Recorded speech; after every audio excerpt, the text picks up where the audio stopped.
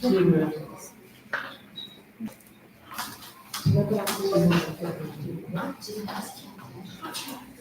young students. Today is our first student is Nembayva Ramazanova.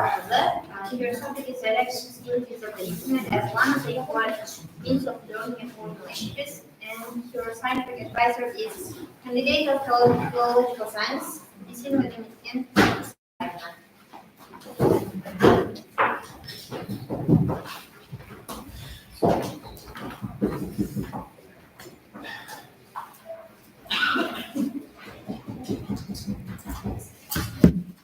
Good morning, dear teachers and students. I am Kumar Ramaza from 419 School.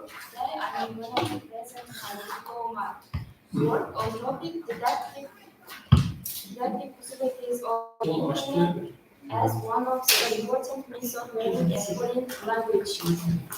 Let me begin by explaining why I chose this topic. I believe that modern learners need modern tools, and the Internet is one of the most effective ones to do.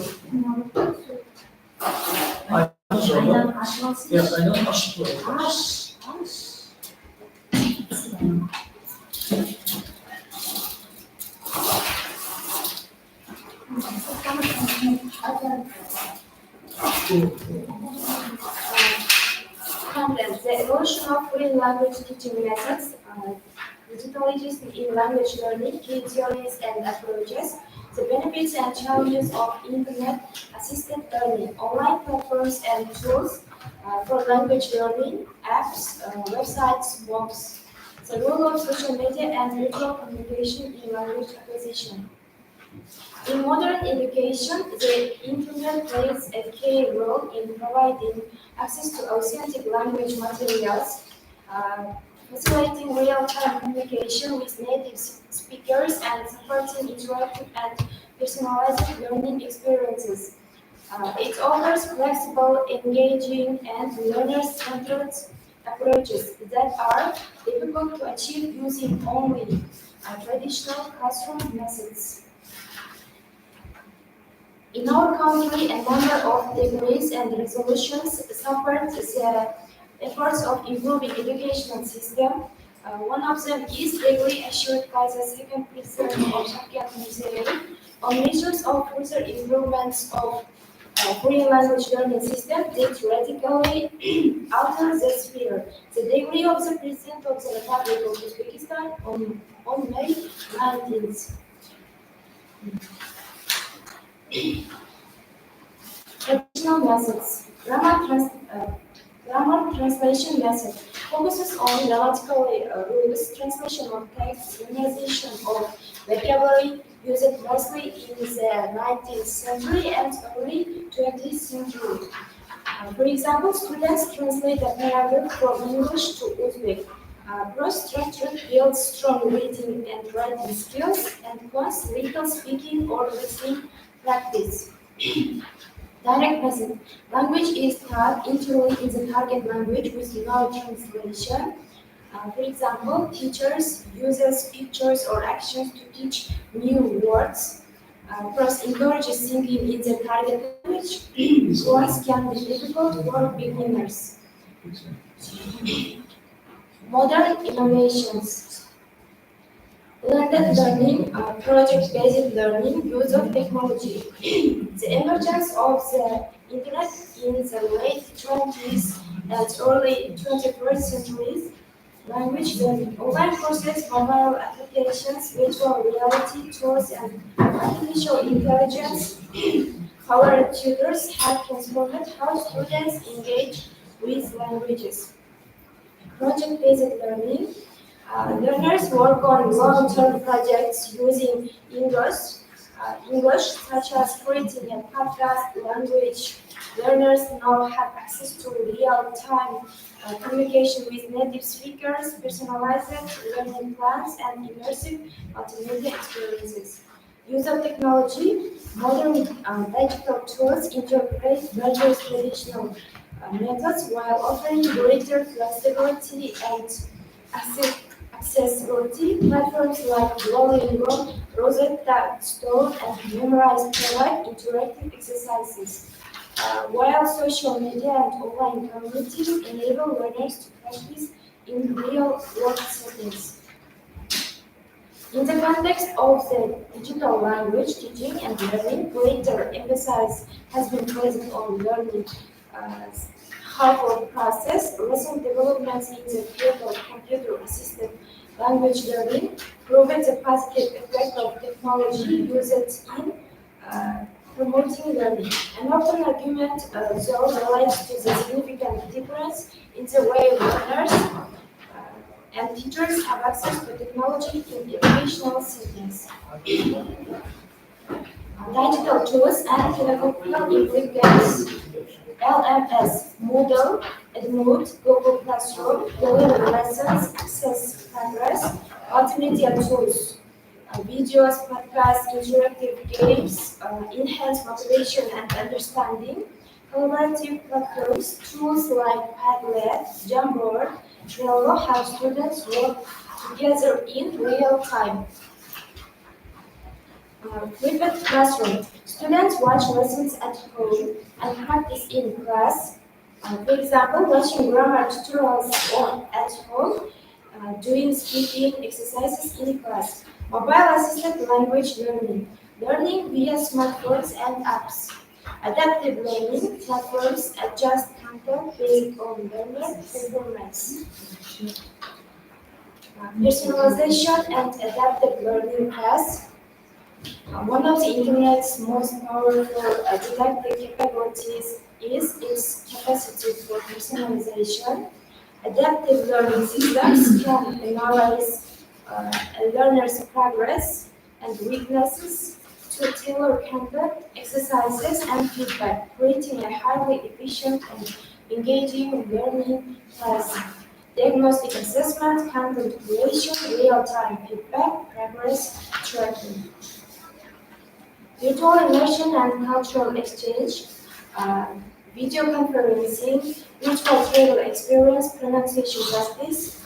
These are virtual immersion and vocabulary builders, online communities, language exchange partners. These are cultural exchange.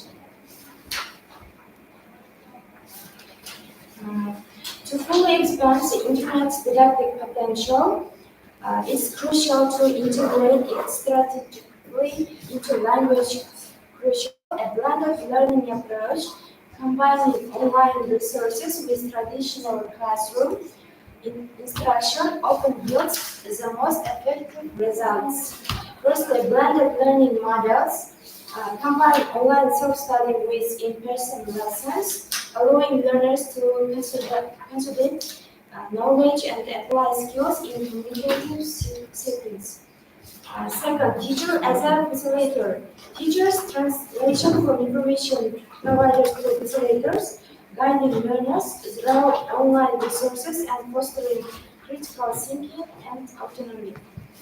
Third, project-based learning.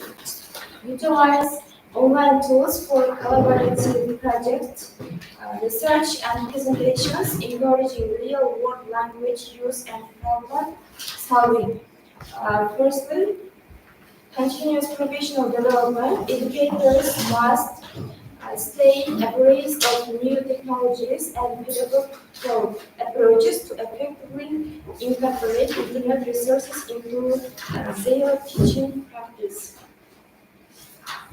In conclusion, the Internet has dramatically reshaped foreign language education, moving it beyond the confines of textbooks and classrooms into a dynamic, global, and highly personalized learning environment. Its didactic possibilities are vast, offering unprecedented access to authentic materials, interactive tools, um, and direct cultural exchanges. By embracing these opportunities and addressing the inherent challenges, educators and learners alike can harness the internet as an indispensable ally, accelerating the journey towards linguistic proficiency and intercultural understanding in the 21st century. That's all.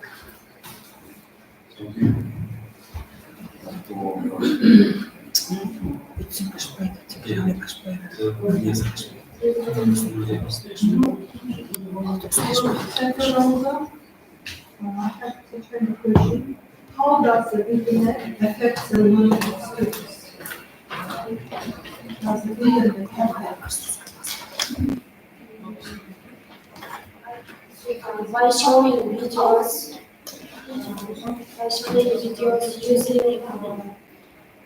using online tasks, apps for homework, and organizing speaking activities in classroom.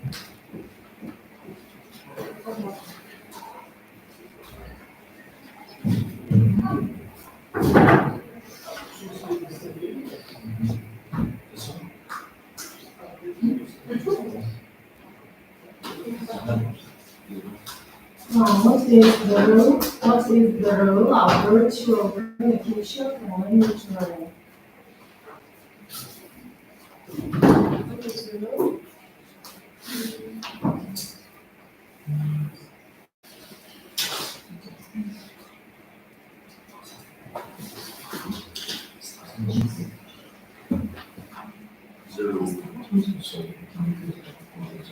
Utilize online tools for collaborative projects, research, and presentations, encouraging real-world language use and problem-solving. What is virtual communication? Virtual communication. Virtual communication is between teacher and pupil.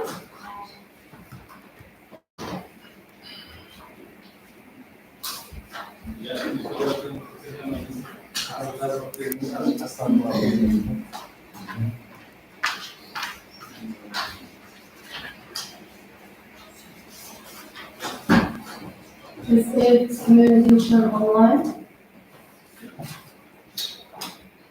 Chatting online? Communicating online, virtual? Okay, thank you. Ramuza, what internet site do you find the most effective? Internet site.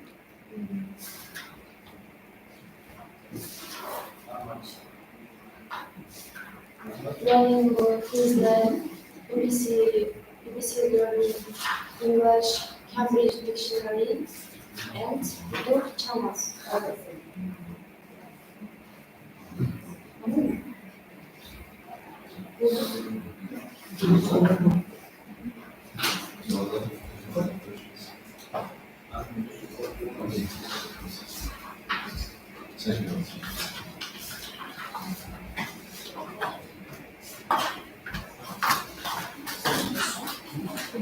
Our next student is Kaspai Zashita. Her topic is first language interference in acquiring English present perfect tense by ESL learners. And her scientific advisor is Doctor of Philosophy Jumaniata Firuza Skender.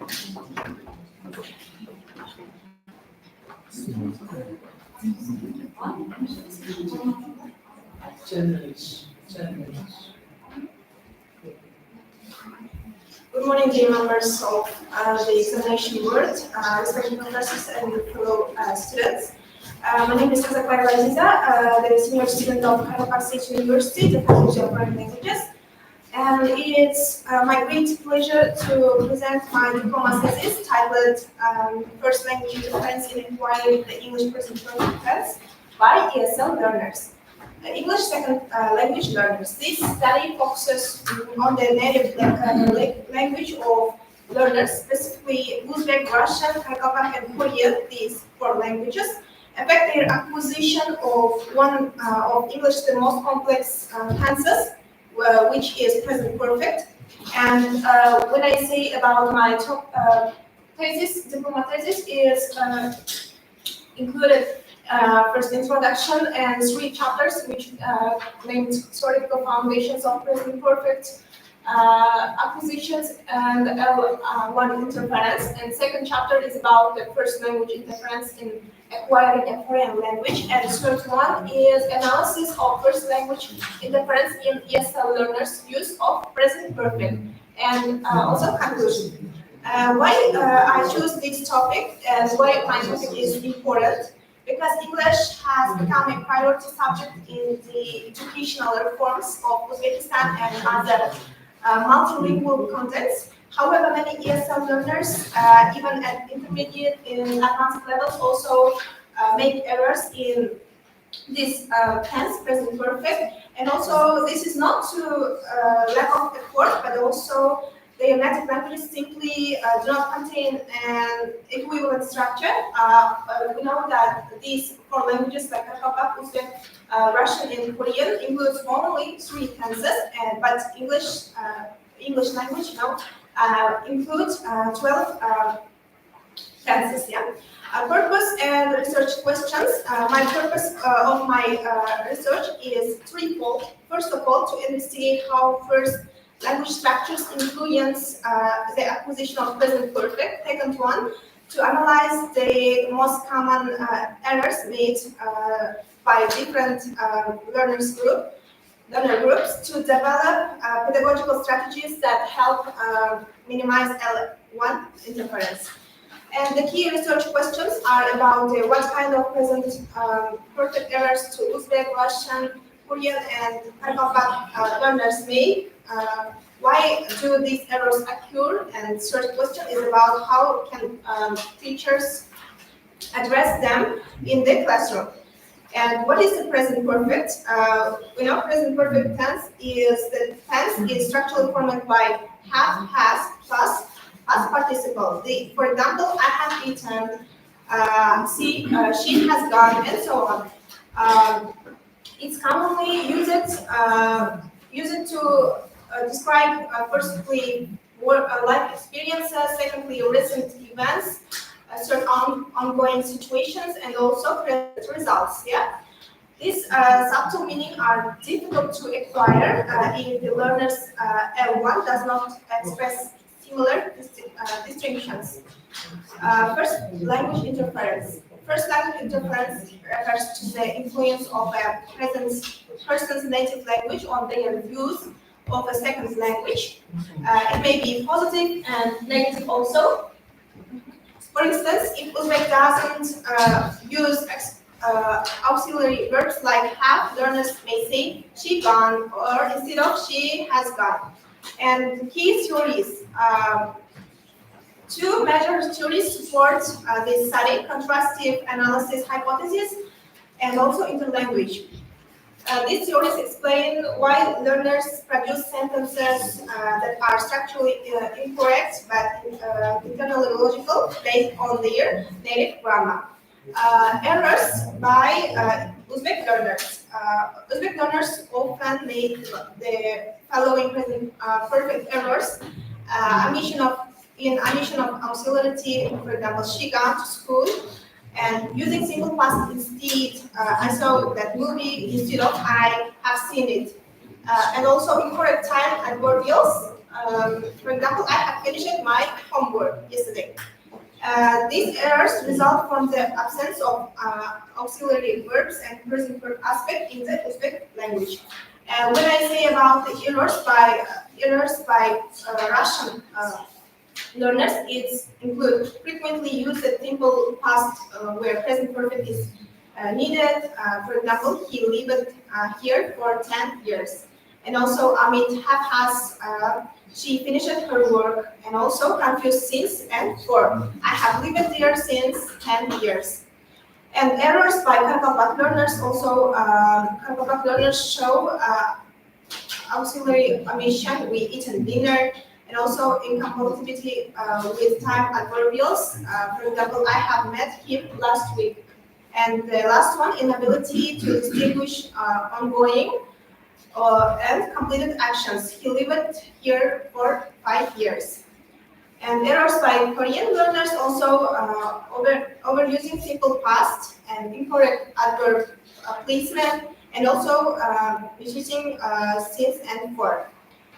And rule of awareness and metacognition also we have. How can learners overcome these persistent errors? By developing metalinguistic awareness and also metacognitive strategies also. Teaching strategies, for example, to address L1 interference, I recommend form-focused instruction and also communicative practice and corrective feedback also. Other helpful activities include timeless surveys, grammar games, and also structured writing prompts. In conclusion, the present perfect tense is difficult to learners whose language one lacks a similar structure. Each language group, Uzbek, Russian, Karakalpak, and also Korean, makes predictable errors based on the native grammar. Effective teaching requires understanding these patterns and using targeted instructional strategies also. Thank you. Yeah. That's all. Thank you. Thank you very much.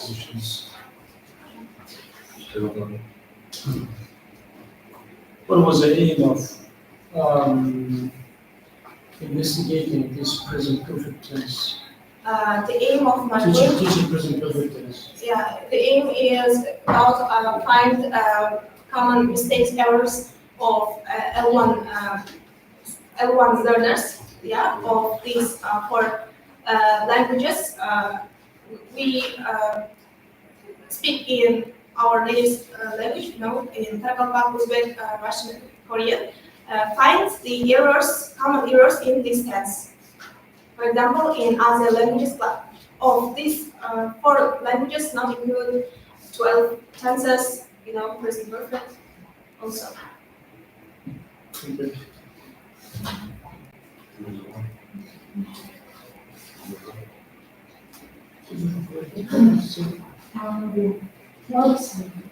What methods were used in defining errors and correcting them in your work? As I mentioned about the surveys and also practicing grammar games and also learning English tenses by heart. Because as an language, I do not have this tense yet.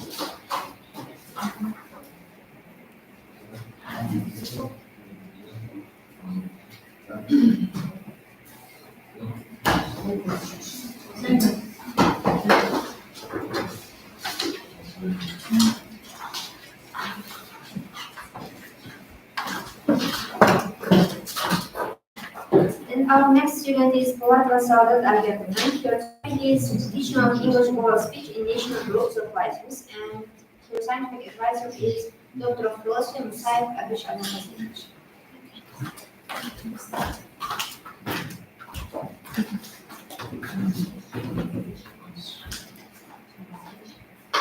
Good morning, dear teachers and students. Today, my name is Polat Saudat. I'm a student of from online group, and let me briefly introduce my diploma work. Graduate teaching English oral speech in international group of writers. So, in this diploma project explores the importance of teaching oral English in international groups of writers. So, speaking is the most essential yet difficult skill for learners. In writing context, students often struggle with fluency, confidence, and vocabulary. My research focuses on a very communicative methods to help students overcome these challenges. The goal is to make speaking classes more objective and engaging by using interactive activities such as role plays, storytelling, and discussions. So, when we come to the aim of this project, the main aim of this research is to improve oral speech skills of lyceum students through communicative methods. Objectives There are several objectives. To analyze the current condition of teaching speaking in national groups, to identify common difficulties faced by students such as low confidence and limited vocabulary, and also to introduce interactive methods to improve students' engagement, to develop a model of communicative activities that suit lifelong learners, and to test these methods in a real-life educational settings and analyze of the results. So the object of this subject of this research is the students who are learning English as a their second language. The next slide. So the structure, the introduction, and the chapter 1 is about the theoretical background of speaking skills. So this research is based on the stories of Russian and Chinese and others. It reviews how communicative language teaching emphasizes students' participation, fluency, and over accuracy, and real-world tasks. In this part, the features of oral speech are discussed: tonality, intonation, fluency, and coherence. Special attention is given to classes and national groups that case when they learning English as a foreign language. The second chapter is about the experimental work. That is a practical part.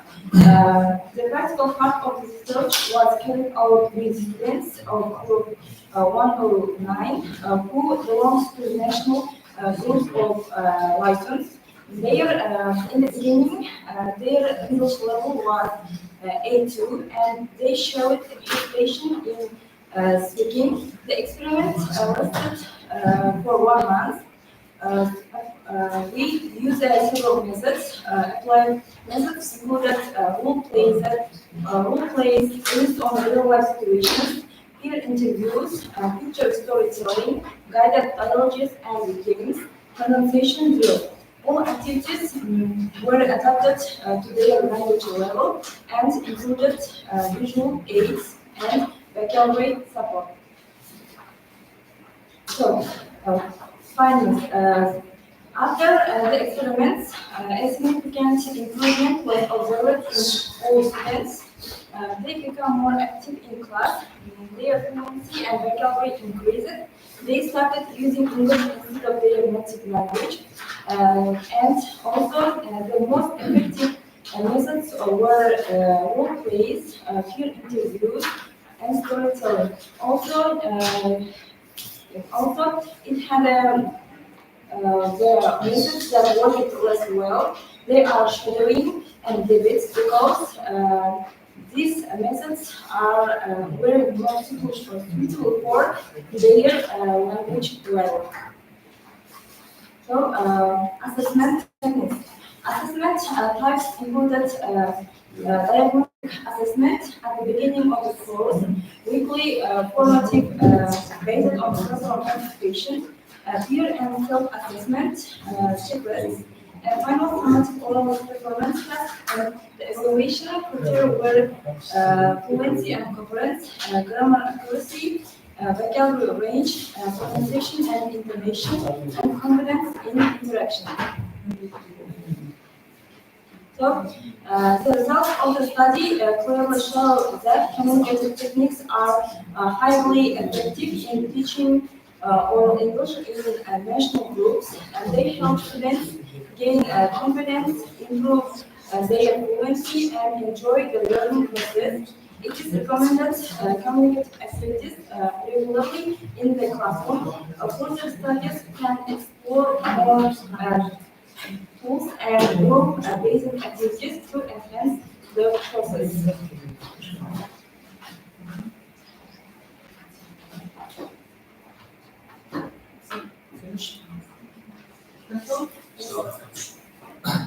Questions?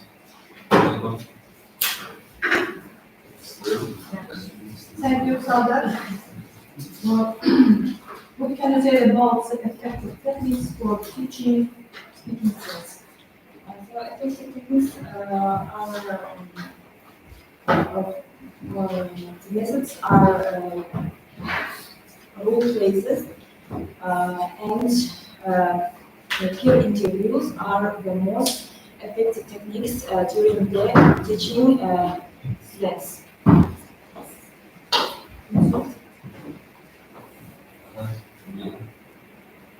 Okay, Sardar, from your point of view, what is the difference between national groups and Russian groups, for example, for teaching or speech for speaking?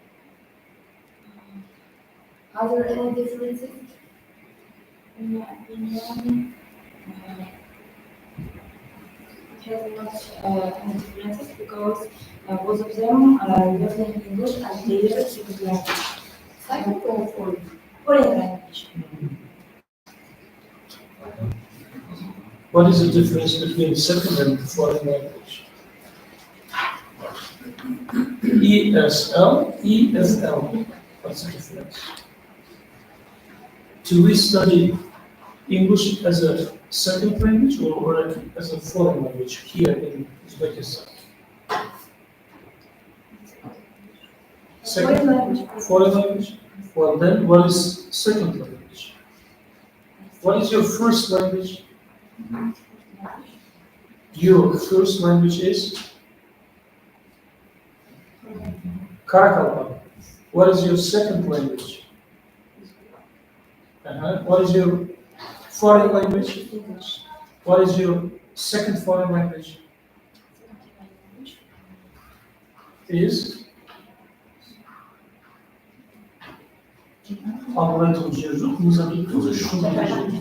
Japanese.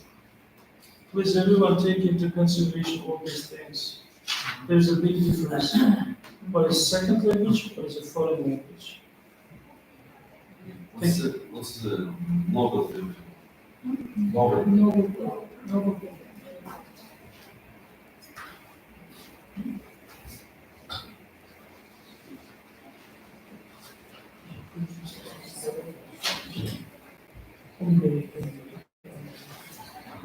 What's new?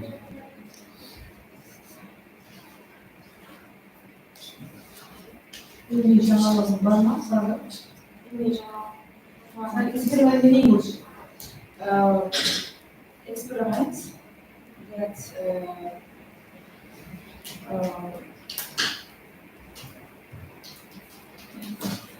What kind of experiment did you investigate in your work? well, It's important part of your work. You want to mention about the experiment, what's the new, novel thing? What kind of experiment did you investigate?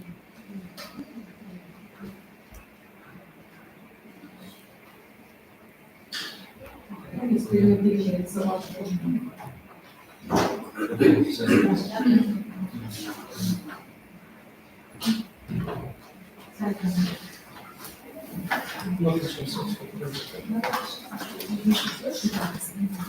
Next student is Alana Era Mubarak.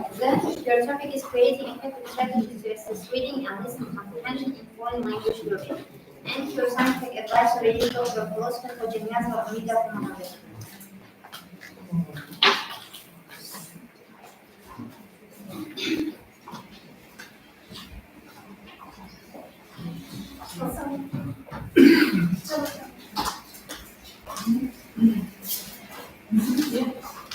Good morning, dear professors and fellow students. My name is Nira Alana, and today I'm going to present my bachelor's thesis. And the title of my research is Creating Effective Strategies to Assess Reading and Listening Comprehension in Foreign Language Learning. The main purpose of my study is to explore and develop practical methods for assessing receptive skills, especially reading and listening. And also, this research is about finding better ways to check students' understanding of reading and listening in foreign language learning. Reading and listening are important skills because they help students become good communicators. The study looks at both traditional and modern methods of assessment. It also focuses on how these methods match the CFR standards and how real-life tasks and also materials can be used in tests. Good assessment helps students see what they are good at and what they need to improve. In the end, this leads to better learning results. So, in today's global world, knowing a foreign language is a very important for success in education, work, and communication. In Uzbekistan, language learning is now a national priority. And our government, especially President Shavkat Nurmanovich Mirziyoyev, has made many reforms to improve foreign language education. Among the four main skills, reading and listening, called receptive skills, are very important because they help students understand the language before they can speak or before they can write. Yeah. These skills require active thinking and also like predicting and summarizing. And also receptive skills, reading and listening, are key to learning a foreign language. They help learners understand the new words, grammar, and ideas, especially when they have limited access to native speakers. And these skills also help students think critically, make guesses, and summarize. In modern teaching, like communicative language teaching, receptive skills are taught through real-life tasks. And also, that's why strong reading and listening skills are the foundation for good language learning and communication. And the difference between assessing productive and receptive skills, in language learning, assessing productive skills like speaking and writing is different from assessing receptive skills, like reading and listening. Productive skills require students to create language, and so teachers must judge fluency, grammar, and also how clear ideas are expected. This often needs subjective scoring by trained experts. And receptive skills, on the other hand, focus on understanding tests. And reading and listening tests usually have multiple choice, true, false, not given questions, which are easier to score objectively. And also, CFR standards for assessing reading and listening. The CFR is an international framework that describes levels from A1 to C2 and gives clear standards for assessing skills like reading and listening. It helps teachers design fair, real-life tasks that match learners' abilities, and also at beginner levels, students understand basic words and phrases, while advanced levels involve complex ideas and complex texts and listening with deeper meaning. And so, reading assessment descriptors in CFR. The CFR provides clear levels for assessing reading skills from beginner A1 to advanced C2. At A1, A2, learners can understand familiar and that's simple words and simple signs and short everyday texts like ads or schedules. And at B1, B2, they can read longer texts and find detailed information and understand opinions or arguments.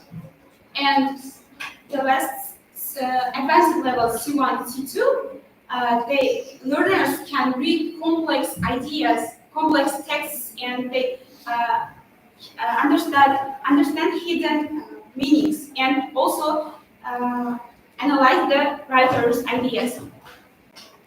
So also listening assessment descriptors in CFR from A1 to C2. At A1, A2 learners understand simple words and clear speech also. At B1, B2 also they follow everyday conversations, news, and at C1, C2 they understand fast, complex and complex speech and hidden meanings. So the research has shown that assessing receptive skills, reading and listening is a complex but essential part of language teaching. And effective assessment must be valid, reliable, and authentic and transparent. Modern methods like digital tools and CFR standards also and formative assessment make evaluation more accurate. And from this research, I learned what I learned. I learned through this work. I learned how to design fair and meaningful assessment tasks, use international standards like CFR, and apply modern student-centered methods. I also understood the importance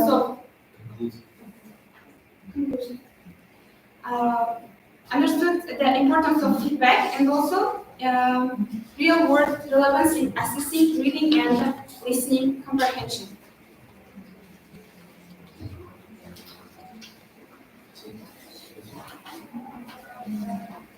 Welcome.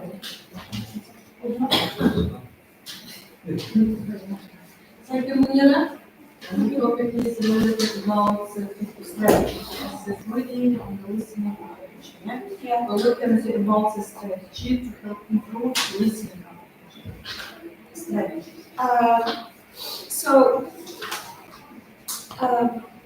there are several effective assessment strategies: validity, reliability, and also authenticity, transparency, and constructive feedback. Validity assessment should measure actual reading skills, like identify main ideas, making inferences, and understanding vocabulary or vocabulary in context. This is one strategy, one effective strategy, and also reliability. The results should be consistent over time and across evaluators. So.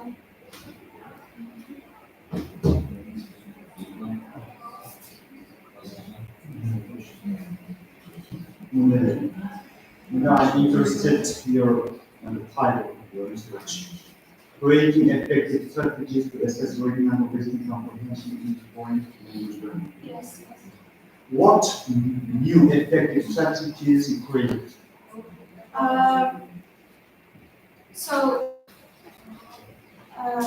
The novelties.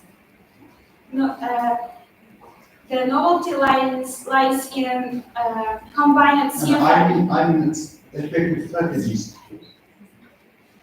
Effective strategies to access reading and listening comprehension. CFR-based descriptors with practical, interactive tasks, including modern digital tools, also formative techniques.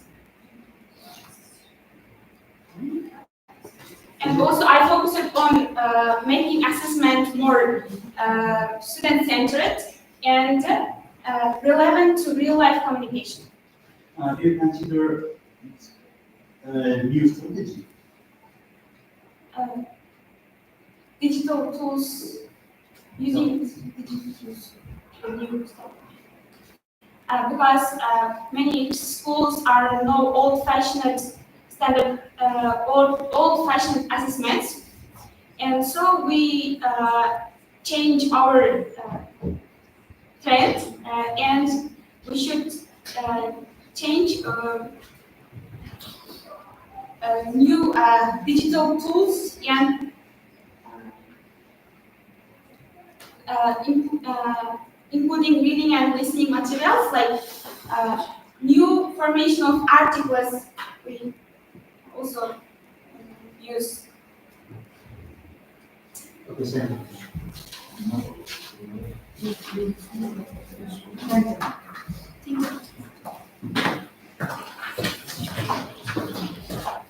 Our next student is Musnazar Razuki Ismail. His topic is developing listening comprehension skills for polytext at the intermediate learning stage. And his scientific advisor is Dr. Philosophy Fajanias Abdullah Mohammed.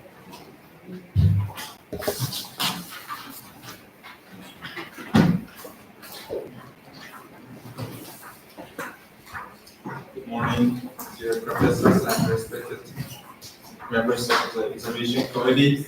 So, let me introduce the main parts of my work. First, topicality of the study. So, my topic is developing listening comprehension skills for foreign texts at the intermediate learning stage. So, listening is the foundation of all communication. So without listening, no language can be understood or spoken. So today's world demands practical communication skills like and listening plays in a central role in that. So my works, the main aim of my thesis is to improve methods of teaching listening comprehension at intermediate level. So to achieve this, I set four objectives. So the first one is define importance, and the second, identify challenges, and third, explore new strategies, and fourth, analyze materials. So the next slide, as you can see, the next slide shows theoretical framework. So listening is not passive; it's a complex and active process involving both ears and the brain. So I based my work on two main theories, as you can see, the bottom-up and top-down processing. What's the bottom-up processing? Bottom-up processing is where we recognize sounds and grammar step by step. And top-down processing, where we use our knowledge and context to understand meaning. So this combination is key for successful listening development. So the next slide, as you can see, types of listening. I focused on four main types of listening. The first, active listening, where the learner focuses and responds. The second is passive, when the learner hears but does not engage. So then we have intensive listening, so for accuracy and detail. And the next one is extensive listening, is used for fluency and motivation. So the next slide, as you can see, challenges in teaching listening. So in practice, I discovered that many students faced difficulties with listening. So, and I have also encountered in this problem myself. So, challenges like fast speech or unclear speech. And next, accents, idioms, unknown words like, and next, learner passivity. And first one, it's a lack of real life input, like real life situations. So the next one is effective strategies. So as you can see, it's a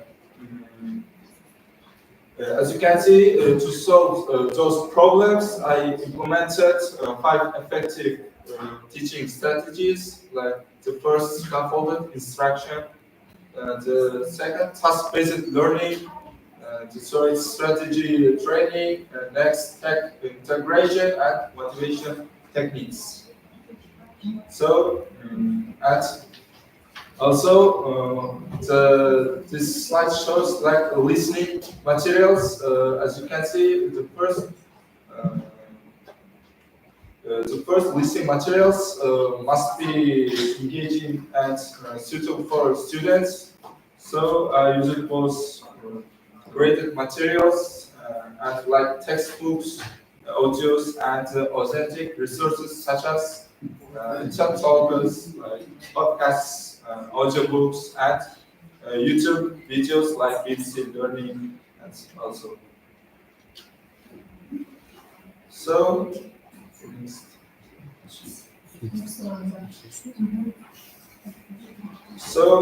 as you can see, theory is not enough, and students must practice actively. That's why I designed practical and communicative effectively activities like role plays and debates on real topics and storytelling with retelling and variations and simulations and jigsaw listening. So that's all. Thank you.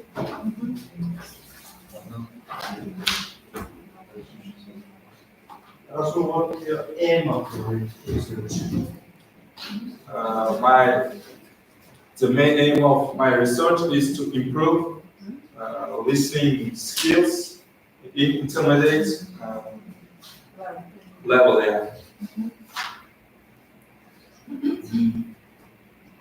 What difficulties were in your experience of teaching listening? And tell one effective method for improving it. So, as I said before, one of the most difficulties is unknown words like vocabulary. So, one strategy is called scaffold, and it builds like from easier and to the complex. Like the first easy, next step is medium, and next step is hard. It's works that.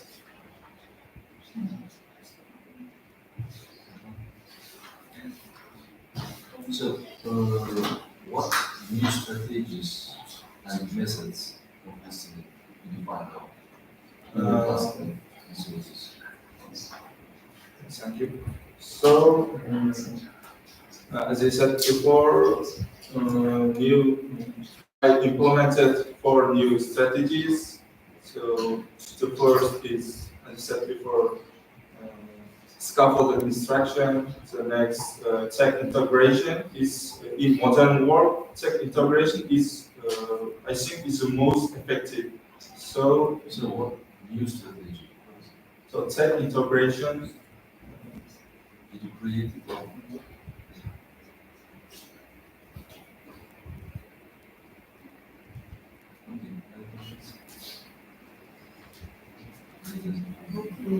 Okay.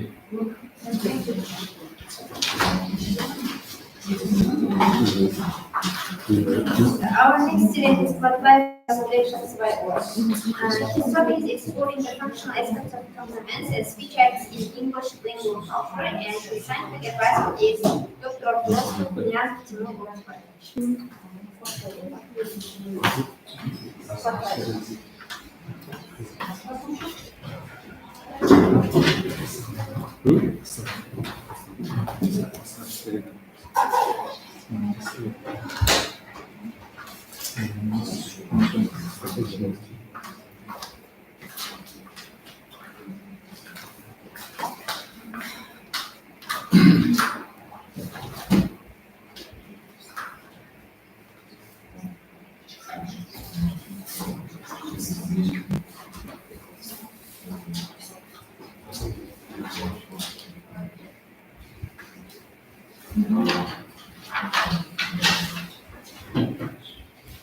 Good morning, dear teachers and students. Today I'm going to explore about the, my diploma thesis about the English complements in English lingual culture. So today, what main things I'm going to talk about this my diploma thesis. So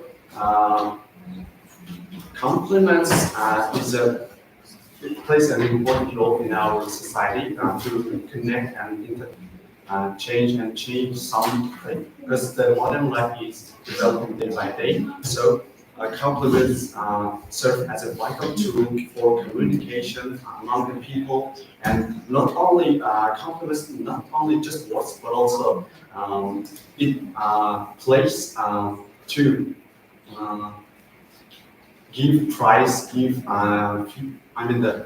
price and to say somebody's work or maybe the skills or maybe the outfit to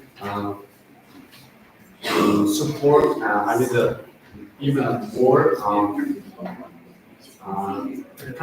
impact among the people. So, for example, there's so many in my research. I've also learned some linguistics, and they are Austin. I've learned in his research into my theme. John Austin is a British philosopher and also the linguistic. He talked about the English complements in speech acts like it's not just kind words or giving the prize someone. It's like the words. It's action.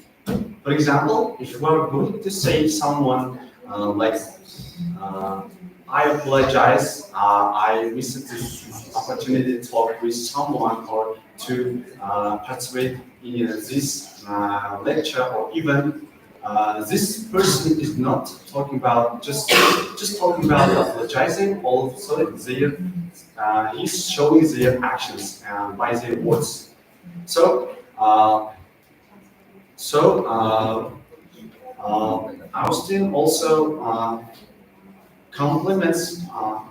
Austin divided the complements into two sides: speech acts, and also this latter one is the cultural norms, because it is obvious that in foreign countries, it is obvious that we tend to see the compliments they tend to use every single day, showing their approval, respect to someone, but it differs from culture to culture. For example, we can see rarely the compliments in our country. It is not common, but in foreign countries, you see, like for example, if someone did for example, my friends did a presentation and made a presentation, and this is a great example for the compliment. Like, you did a great job in this presentation. So your so what is the meaning of compliments? Like philosopher Austin, also that John Searle mentioned about this research. Compliments are the actions that show our admiration, respect, tone, and politeness to someone. That's my information.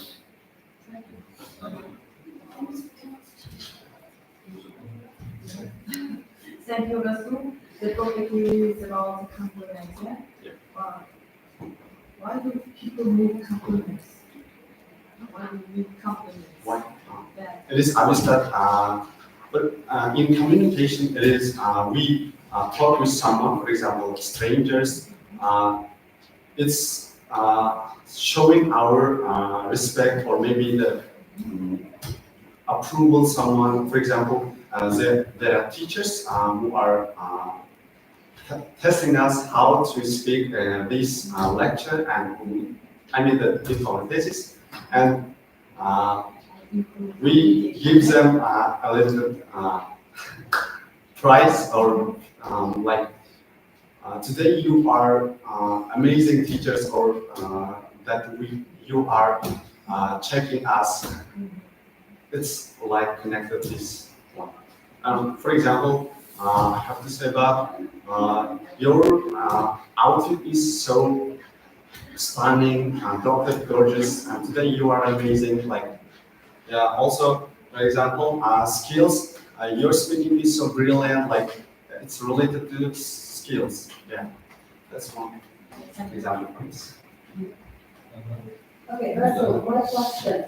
You investigated the aspects of compliment in English lingo culture, yeah? So, are there any differences between compliments of paraculture and English?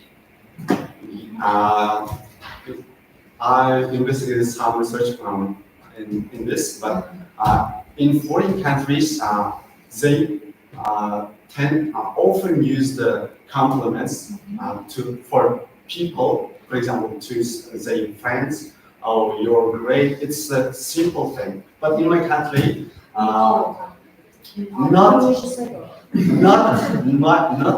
much, but we use, but not too much. So yeah. I think it's your personal Personal, opinion that this you is don't my give personal, much compliments. For example, I use very often compliments. I like to it. But in my culture, very like, in my opinion, this is my opinion.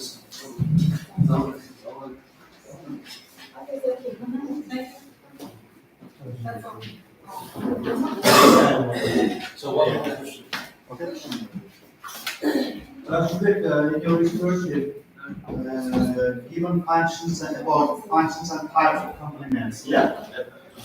In teaching and among these complements, which one is more used in pedagogical classes?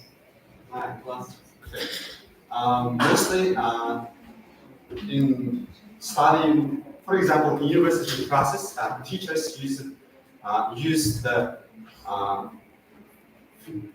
mainly feedback with the students or pupils to support, to motivate them to study harder. Like, for example, showing and talking about their skills. For example, if they did a great job in their assignments, or for example, you did a great job, your presentation was brilliant, like this kind of, yeah.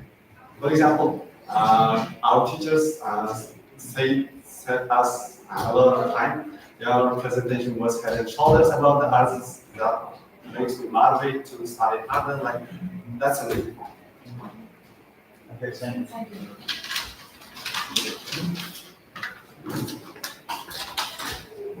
And last student is Vladimir Alpina. Her topic is innovative methods of using games and sound in the educational process. And her scientific advisor is Candidate of Philological Science, Nika Lenin.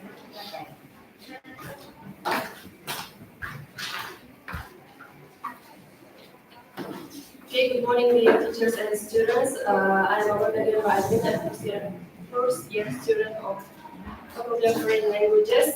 Today I'm honored to present the result of my graduation paper entitled Innovative Methods of Using Games and Songs in the Educational Process.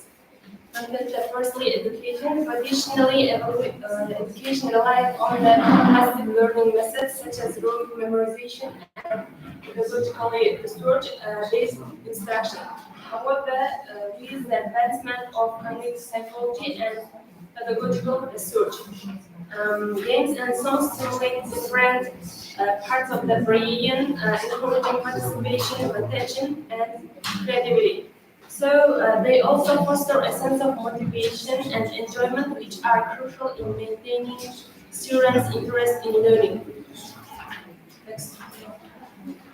So, and the aim of my work, the main aim of my research to explore and demonstrate how using games and songs in the English lessons can improve the learners' motivation, acquisition, and overall language skills. So, the structure of the paper, my graduation paper, consists of introduction, two chapters, and a conclusion and a list of references.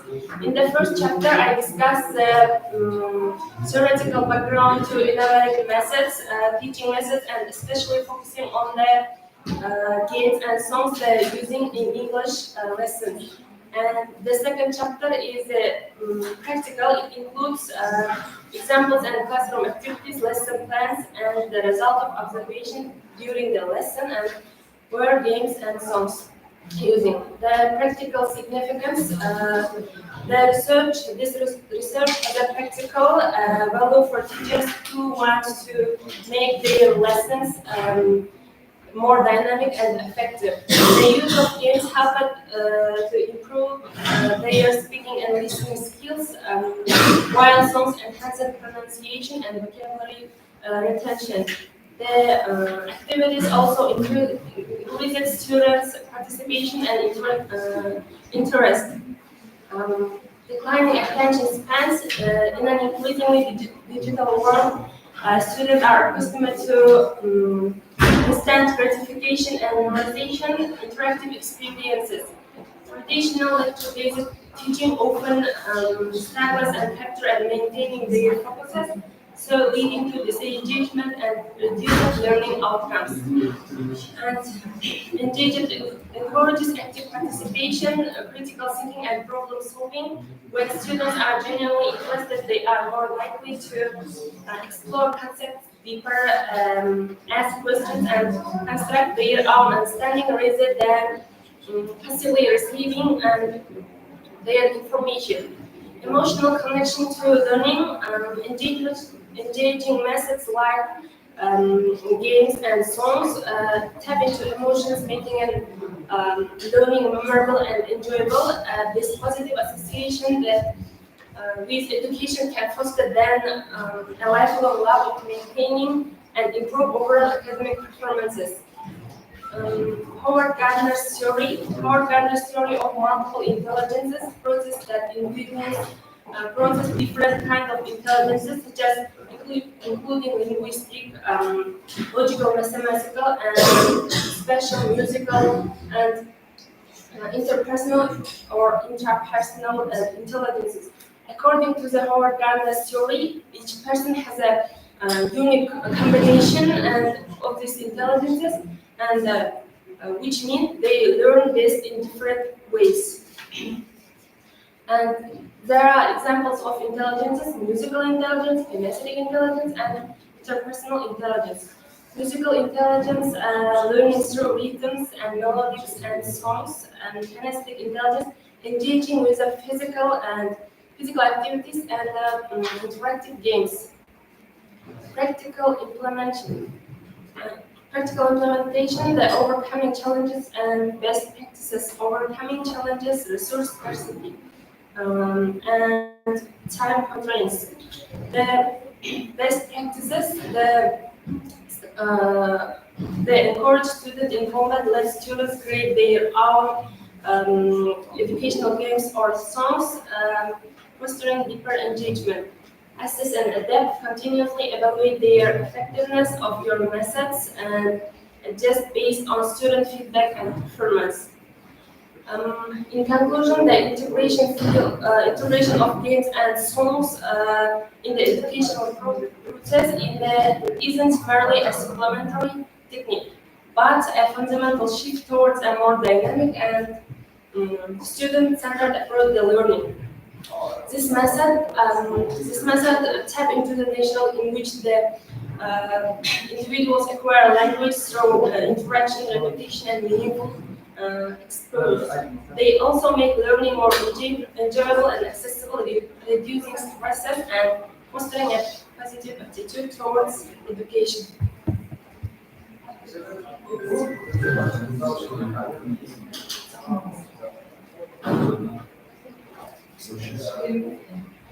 Well, Sancho, Alina, in the presentation you mentioned about the game-based learning. What is the purposes of game-based learning? And what is the difference between the game-based learning and traditional learning?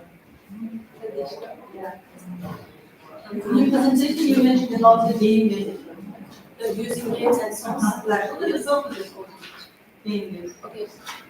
Using games and songs in the educational process isn't only enjoyable but also the more effective way, the pedagogical.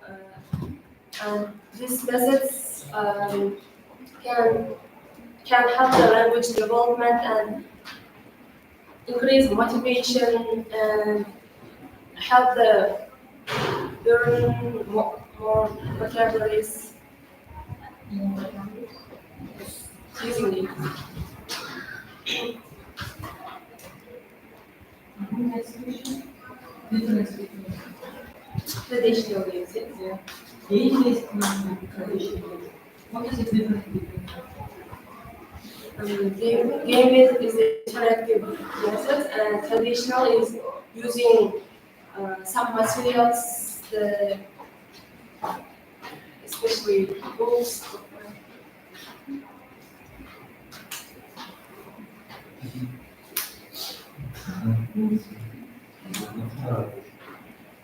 Two questions.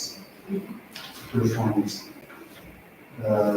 could you tell us about the history of games and from what centuries have been represent games History. in education? In education.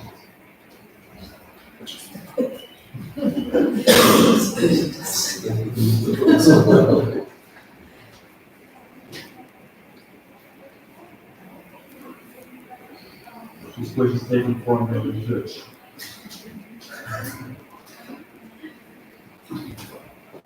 Okay, the second one is, what is the role of games in teaching?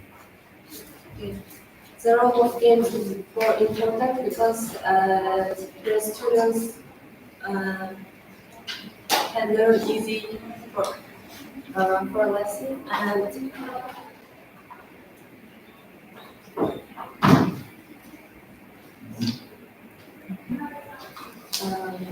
using games the most effective learn. In order to motivate, encourage students to support our Motivate. to make it Encourage, yeah? to make So what's the subject? What's the subject is the research paper is the relevance of the work, particularly important in today's rapidly changing the educational landscape. I don't define the subject. Okay.